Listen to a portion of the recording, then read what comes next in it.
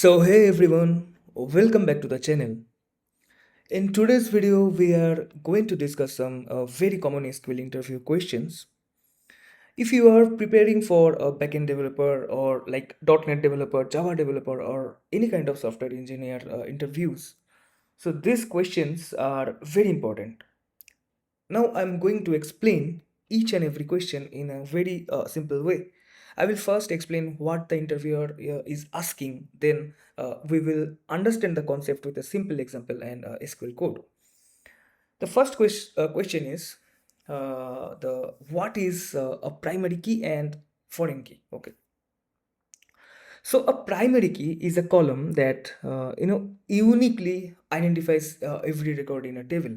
For example, suppose we have an employees table. Okay, over here you can see this. Here employee ID is the it is our primary key. So each and every employee must have a unique employee ID. For example, this is the employee name with employee IDs. Okay, we cannot have two employees with same ID like one. Okay, we also cannot insert null into a primary key. Over here you can see this. Let's say insert into employees values with null. Okay, because employee ID is our primary key. Now let's understand what is a foreign key. So a foreign key is used to create a relationship between two tables. For example, we have another table called orders. Okay, so here employee ID in this order table, you can see this, it is a foreign key. Okay, so it is connected to employee ID in the employees table. So employees is our parent table, and this orders table, it is our child table. Okay, so the foreign key helps maintain a valid relationship between the two tables. For example, if employee ID with 10, okay, does not exist in our employees table, so we cannot normally create an order with employee ID 10 because of the foreign key constraint. Okay, so in an interview we can simply say that is a primary key uniquely identifies a record in a table, while a foreign key is used to create a relationship between two tables. And always remember this, a table can have only one primary key constraint, but it can have multiple foreign keys. Now the second question is, what is a stored procedure? So a stored procedure is a group of SQL statements that we save inside the database so that we can execute them whenever we need them. For example, suppose we frequently need to get all the employees. Okay, so instead of writing this, select all from the employees table again and again, we can create a stored procedure. For example, let's say we want to get all the employees. Okay, so you have to write this, go create procedure, get all employees as begin, select all the employees from the employees table. Okay, then end, and we can also execute this. Just simply say execute exec get all employees. Okay, we can also pass parameters to a stored procedure. For example, this is our stored procedure of this get employee by their ID. Okay, now we can call it like this: execute get employee by ID at the rate employee ID equals 2. So this will return the employee whose employee ID is 2. So these stored procedures can be used for like select, insert, update, and delete operations. For example, in a backend application. Okay. So instead of writing a large SQL query directly inside our C# code, we can create a stored procedure and call it from our application. So the simple interview answer will be like this: that what is a stored procedure? Okay, so you have to say a stored procedure is a saved group of SQL statements that we can execute whenever required, and it can accept parameters and perform operations like select, insert, update, and delete. Now the next question is, what is the difference between a function and a stored procedure? So this is a very common SQL interview question. Let's first understand a function. So a function is mainly used to perform some calculation or operation, and it returns a value or a table. For example, this is a function. Okay, this is a function. You can see over here. Now we can call this function, just simply say this select dbo dot get annual salary of 50,000, and the answer will be 6 lakhs. Okay, now let's look at a stored procedure. So this is a stored procedure, and we can simply execute this using just exec get all employees. So the main difference is that a function must return something, okay, and a stored procedure does not have to return a value. So another important difference is that we can use a function inside a select statement. Okay, over here you can see this, but we don't normally use a stored procedure directly inside a select statement like this. Okay, so in an interview you can say a function is mainly used to return a value or table and can be used inside SQL queries, and a stored procedure is used to perform a group of database operations and is executed separately using the exec. So that's the simple difference. Now the next question is, what is the difference between delete, drop and truncate? So this is one of the most common SQL interview questions. Let's start with the delete. So delete is used to remove rows from a table. For example, let's say delete from employees where employee ID equals 5. So this removes only the employee whose employee ID is 5.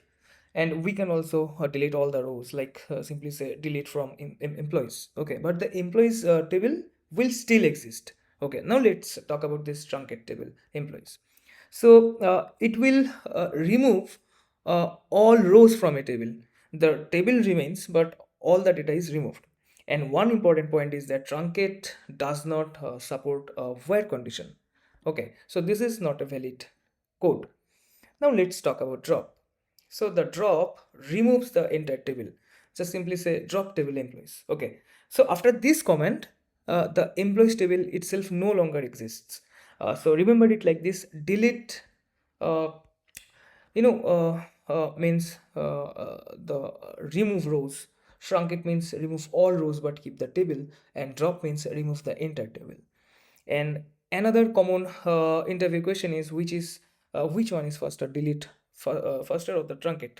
Okay, so when you want to remove all rows, truncate is generally faster because it uses a different way of removing the tables data pages. But don't simply say truncate is always faster in every situation. Okay, so the actual performance can depend on the database structure and other factors.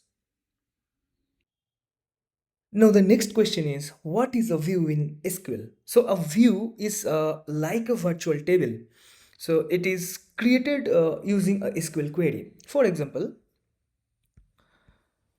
suppose we frequently want employees whose salary is greater than 50,000.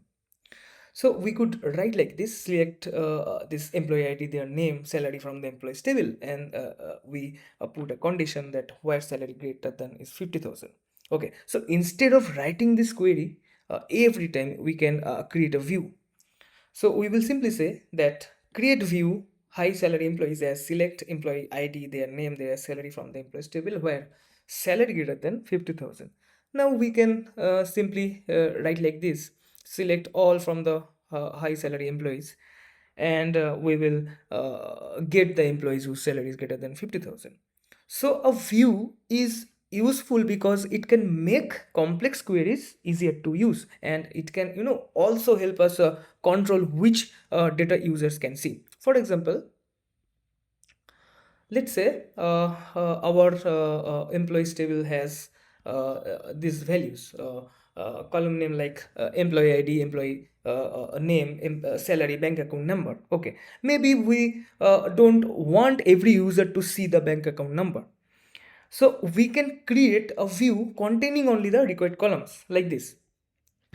we will simply say create view employee details as select employee ID their name from the employees table.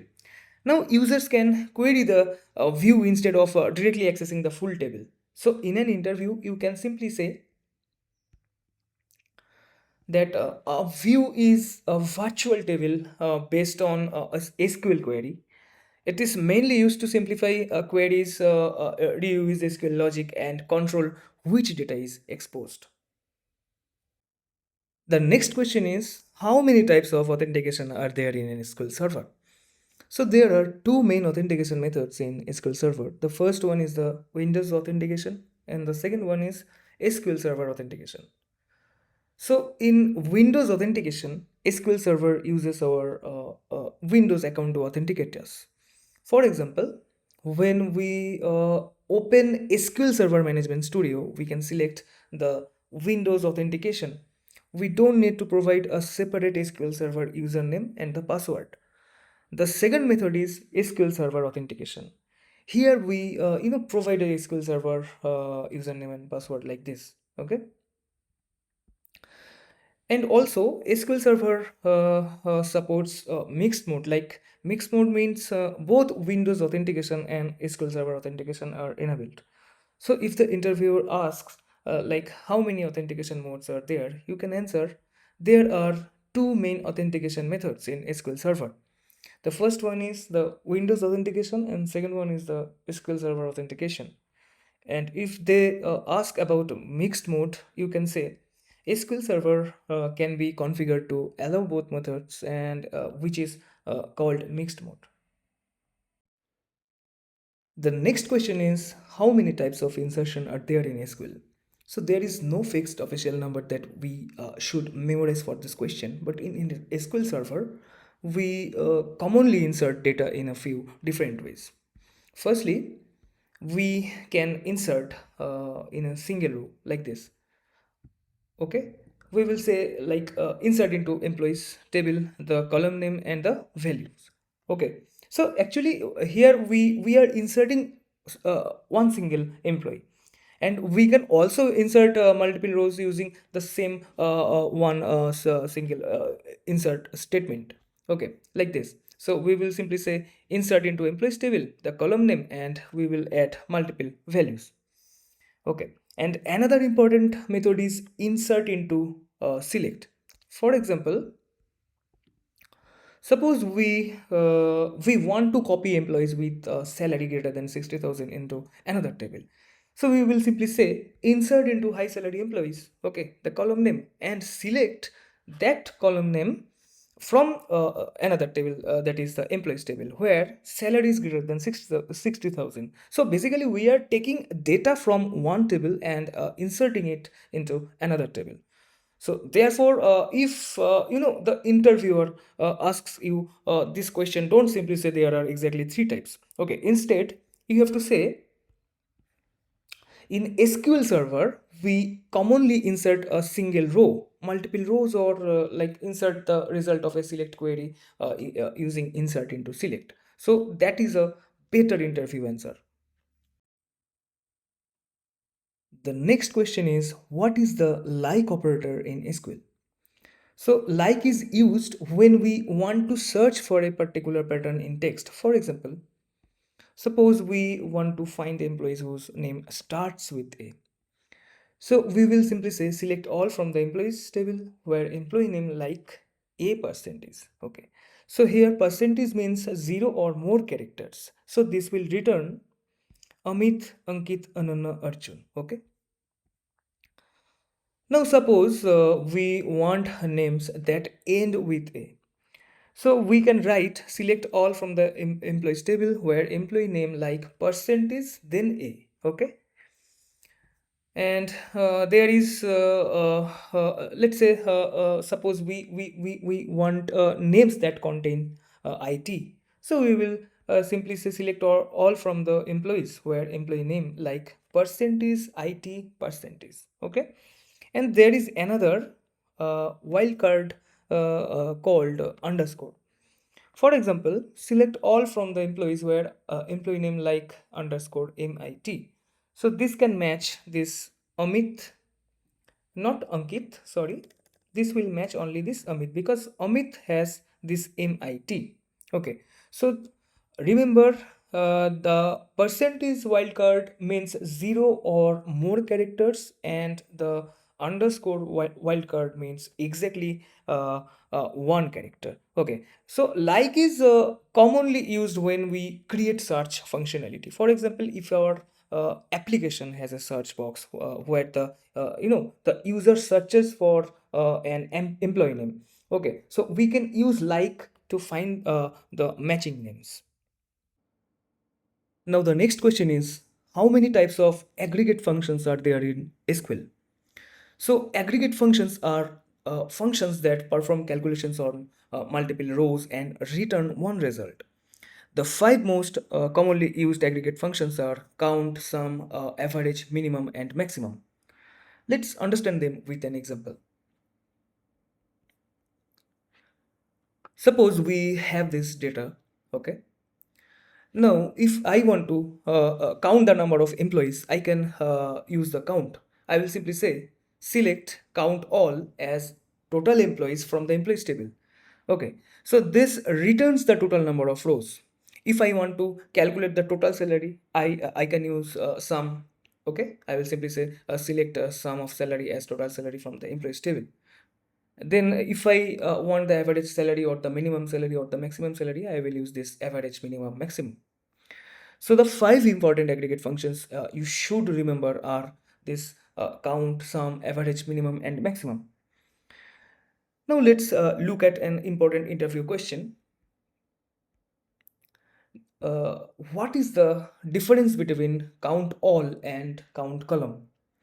For example, uh, select count all from the employees table and select count salary. Okay, so select count all from the employees table. This counts all the rows. Okay, and count salary counts only the rows where salary is not null. So this is a very common follow-up question in SQL interviews. Difference between the count all and count column. So count all, it counts or shows all the rows from the table, and count column, it counts or shows only the particular row we want. The next question is, how many types of join are there in SQL? So a join is used to combine data from two or more tables. The commonly discussed join types are this inner join, left join, right join, full outer join, and cross join. We also have self join where we join a table with itself. Let's quickly understand them. So the inner join returns only matching records from both tables. Left join returns all records from the left table and matching records from the right table. Right join returns all records from the right table and matching records from the left table. Full outer join, it returns all records from both tables. Cross join combines every row from the first table with every row from the second table. And the self join means joining a table with itself. In real world projects, this inner join and left join are very commonly used. Now let's understand inner join properly. Now, what is an inner join? So an inner join returns only the records that have matching values in both tables. Let's take two tables. So this is our employees table and this is our orders table. Okay. Now suppose we want to see which employee placed in which order. So we will simply write this select e.employee id, e.employee name, and o.order id. So this e means the employees table and o means the orders table. So I will fetch this or access this employee id. Just simply say e.employee id. Okay. Now the result will look like this. Okay, so this is employee ID with 1, employee name Rahul, and order ID 101. Okay, again this Rahul with employee ID 1, order ID 102, and employee ID with 2, employee name Amit, and order ID is 103. Notice that over here you can see this Priya. Okay, So this Priya is not present over here. Why? Because Priya does not have any matching order. That is exactly how inner join works. It returns only matching records. The on condition tells SQL Server that how the two tables should be connected. Okay, and here this on e dot employee id equals o dot employee id. It means that employee id from employees should match employee id from orders table. Okay, now the interviewer might ask you that what is the difference between inner join and left join. So the answer will be very simple, that inner join returns only matching records and left join returns all records from the left table, even when there is no matching record in the right table. So this is one of the most important join concepts for interviews. Now, what is a self join? A self join means joining a table with itself. It may sound strange at first, but there are many real world situations where we need it. The most common example in this case, it is an employee and manager relationship. Suppose our employees table look like this. Okay, so here you can see that Rahul is the manager of Amit and Priya. Okay, and Amit is the manager of John. Notice something over here, that we don't have a separate managers table. So the manager is also stored inside the employees table. So how can we display this data? So we will use the self join. Okay. So we will simply say select e dot employee name as the employee, then m dot employee name as manager. Okay. From the employees table E, and left join employees table M on e dot manager ID equals the m dot employee ID. Okay. Here we are using this employees table two times. The first copy has the allies, it is the E, and the second copy has the allies is M. We can think of like E is the manager and M is the, E is the employee and M is the manager. Then we connect them using this E dot manager ID equals M dot employee ID. So SQL Server understands which employee reports to the which manager. One important interview point is that self join is not really a separate join keyword like inner join or left join. It is a technique where we can use the same table more than once. So if the interviewer asks that give me a real world example of self join, you can say a common example is an employee table where every employee has a manager ID and we need to find the employee's manager. So that is a very good important interview example. Okay, before we finish the video, let's quickly revise everything we learned. That is, what is a primary key, what is a foreign key, what is a stored procedure, then what is a function, what is the difference between delete, truncate, and drop, then what is a view, what are the authentication methods in SQL Server, what are common ways of inserting data, what is like, then what are the common aggregate functions, what is a join, what is inner join, and what is self join. Okay, and that's it for today's video. If you are preparing for SQL interviews, don't just memorize these definitions. Open SQL Server, create the tables yourself, insert some sample data, and run these queries. Okay, because in a real interview, the interviewer may ask you the theoretical question first, and then immediately ask you to write the query. So you should be comfortable with both theory and practical SQL. In the next video, we can cover more important SQL interview questions. Okay. Thank you for watching this video, and I will see you in the next video.